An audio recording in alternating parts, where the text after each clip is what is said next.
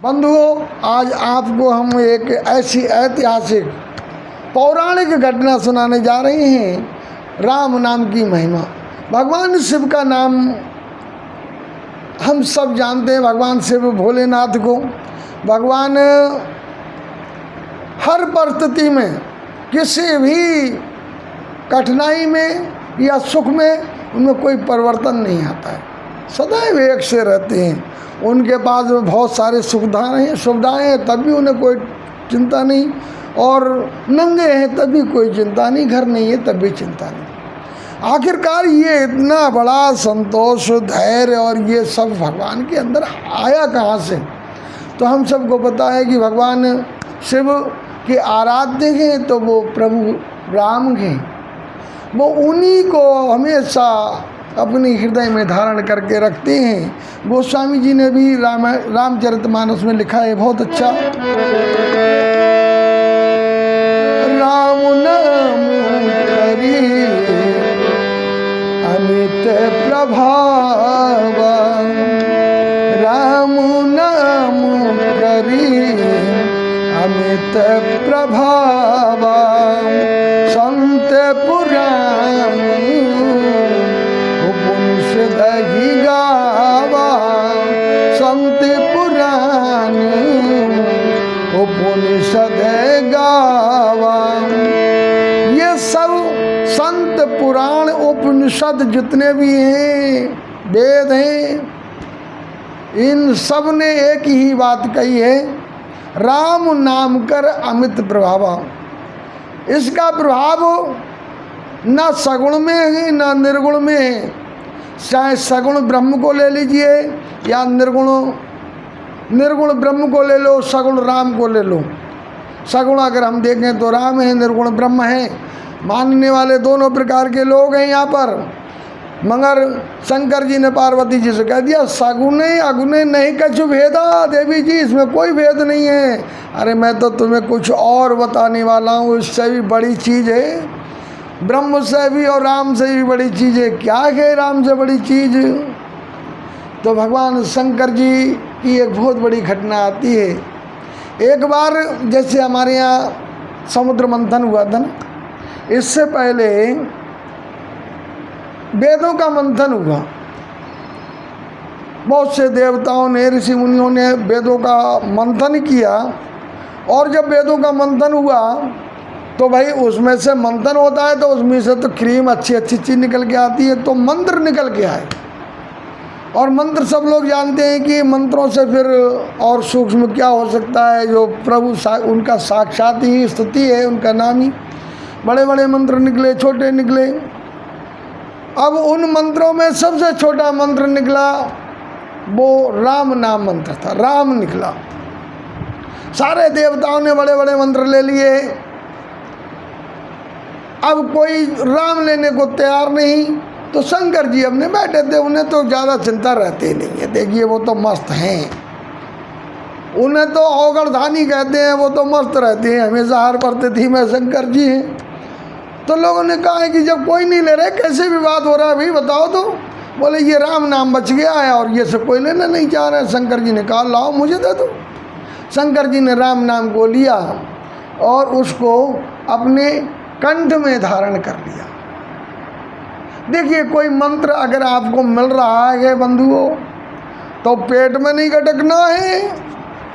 अंदर को ले गए तो वो तो चला जाएगा, फिर वो हत्ते नहीं आने वाला है। मंत्र को हमेशा कंठ में रखना चाहिए।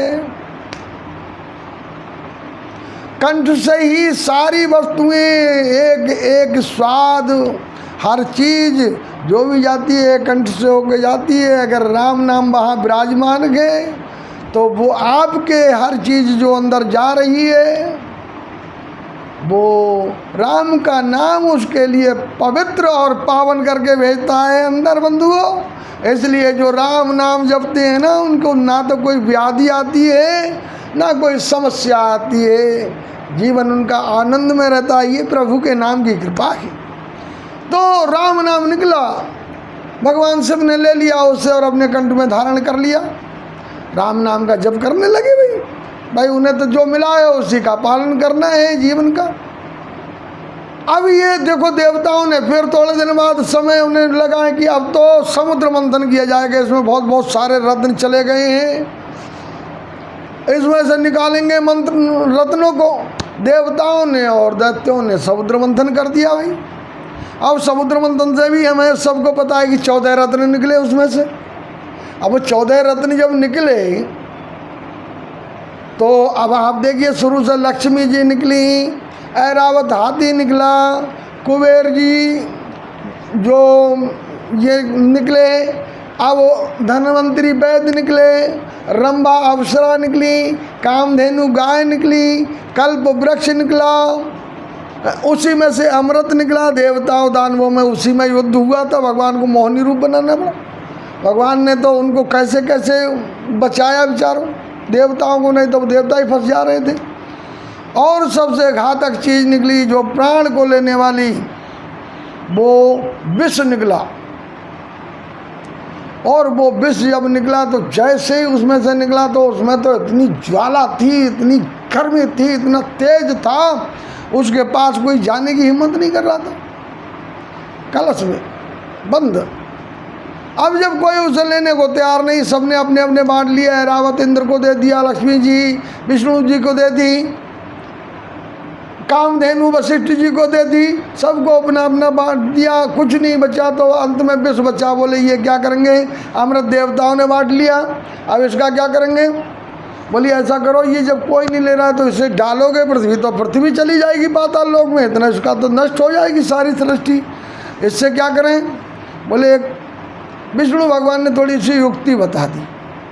बोले एक काम करो, भगवान जी शिव जी नीलकंठ में बैठे हुए हैं, इस समय पास में ही आ गए हैं, ज़्यादा दूर नहीं है, चले जाओ नीलकंठ में। ये निम्न कैलाश कहलाता था, निम्न कैलाश इसे कहते हैं। यहाँ पे विराजमान हैं, आप चले जाओ और उनसे कह देना है कि ये आपके लिए भेजा है, स्वागत में आपके पीने के लिए ये पेय पदार्थ है।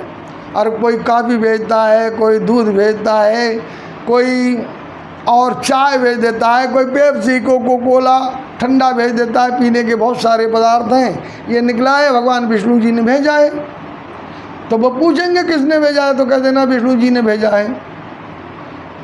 कोई बात नहीं, उन्हें अगर पी लें तो पिला के पूरा आना, सबूत मिटा के आना, कोई ऐसी बात परेशानी नहीं है।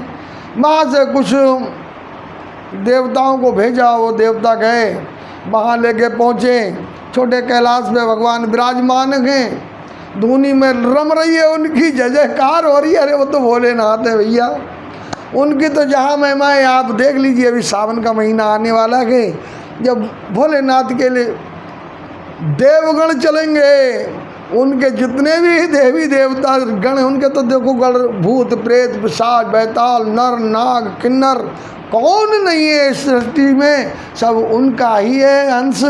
हम उनके लिए जब निकलते हैं तो भोले ही भोले हो जाते हैं, कोई अलग नहीं होता है, हर कोई भोले, मैं भी भोले, तू भी भोले, हर कोई भोले। और ये बस विष ले गए, पहुँच गए, शंकर जी विराजमान हैं। बोले कौन, बोले विष्णु जी ने भेजा है, हम आपके यहाँ आए हैं आपसे मिलने के लिए। बोले अच्छा आ जाओ आ जाओ। बोले आप से मिलने के लिए विष्णु जी ने कुछ भेजा है मेरे लिए, भेजा नहीं भेजा, खाली हाथ भेज दिया।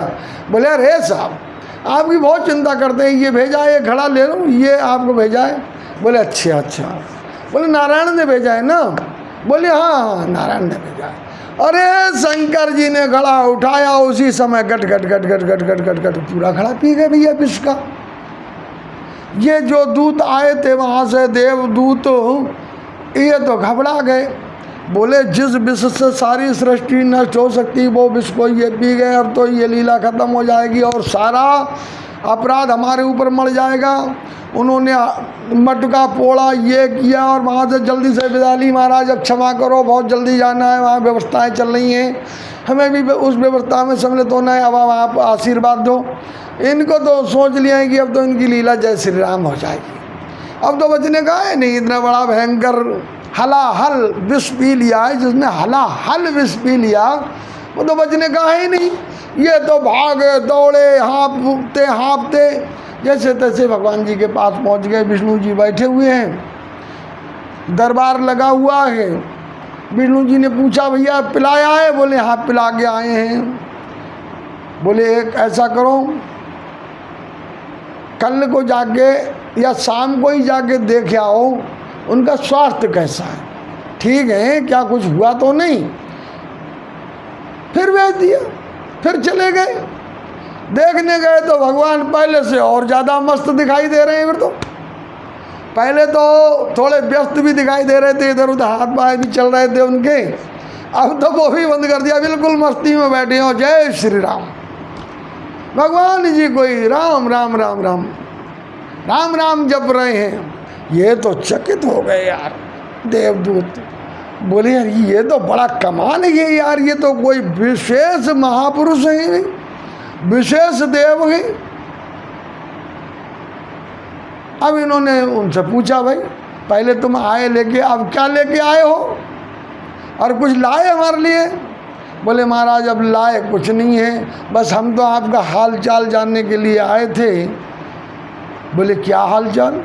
बोले जो हमने आपको पिलाया था वो तो जहर था, विष था, हला हला विष था, समुद्र मंथन से निकला था, आपके लिए नारायण ने भेज दिया था और आप तो पी के ऐसे मस्त बैठे हो।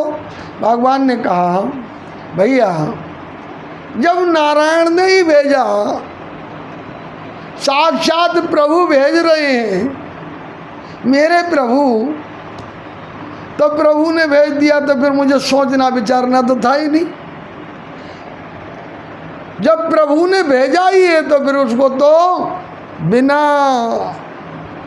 सोचे विचारे प्रभु के संदेश को, प्रभु के आशीर्वाद को, प्रभु के द्वारा दिए हुए प्रसाद को ऐसे स्वीकार कर लेना चाहिए जैसे प्रभु ने वो विष स्वीकार कर लिया। भोलेनाथ ने कहा भैया मुझ पर क्या असर होगा यार, तुम तो विष लाए थे ना, विष लाए थे? बोले हाँ भैया हम तो आपके लिए विष लेके आए थे। बोले राम मेरे अंदर था, मेरे कंठ में विराजमान था राम, वो पहले ही मिल गया था मुझे, विष आपने दे दिया। अब मेरे पास में क्या हो गया भैया? विश्राम हो गया। जय हो कैलाशपति महाराज की जय। उन्होंने कह दिया मेरे पास तो विश्राम हो गया। अरे राम नाम पहले से है, विष बाद में आ गया, विश्राम हो गया। विश्राम जिसके जीवन में आ जाए तो हम कभी भी करते हैं। देखिए रामायण का विश्राम करते हैं, समाप्त नहीं करते हैं बंधुओं। विश्राम का मतलब रुकना नहीं है, विश्राम के बाद भी गति चालू रहती है। 12 बजेंगे तो घड़ी की सुई नहीं रुकती है, 12 बज गए मगर घड़ी अगले बढ़ेगी। विश्राम नहीं होता है। कब विश्राम का मतलब है कि हम हमेशा विश्राम के रूप में भी हमारे हृदय में रहेंगे तो राम ही रहेंगे, हमारे मन में रहेंगे तो राम ही रहेंगे। इसलिए राम नाम की महिमा बंधुओं आपको हम अति शीघ्र लेके आने वाले हैं। राम नाम की महिमा जो गोस्वामी जी ने सुनाई है, प्रभु ने गाई है, वो मैं आपको सुनाऊंगा। रच महेश मन मानस राखा, भगवान ने वही किया। सारे रामचरितमानस का निचोड़ भगवान शिव ने अपने हृदय में धारण कर लिया। वो है राम का नाम, राम से बड़ा राम का नाम। राम नाम की महिमा आपको अगले किसी दिन सुनाई जाएगी। अभी कथा का समय हो रहा है। बोलिए शंकर भगवान की जय।